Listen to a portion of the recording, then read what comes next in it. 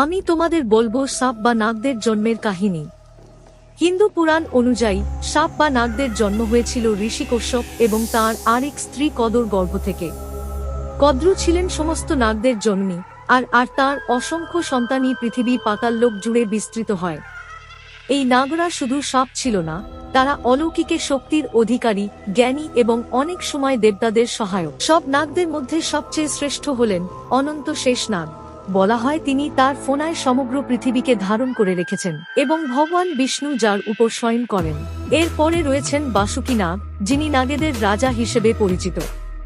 সমুদ্র মন্থনে তিনি গুরুত্বপূর্ণ ভূমিকা পালন করেন, আর মহাদেবের গলায় যিনি আদিষ্ঠান করে রয়েছেন।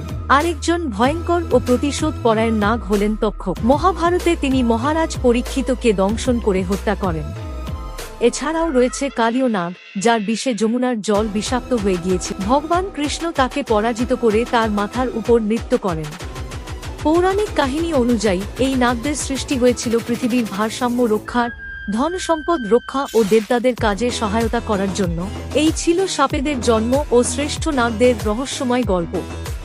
আরও এমন পৌরাণিক কাহিনী জানতে চাইলে অবশ্যই অনুসরণ করুন।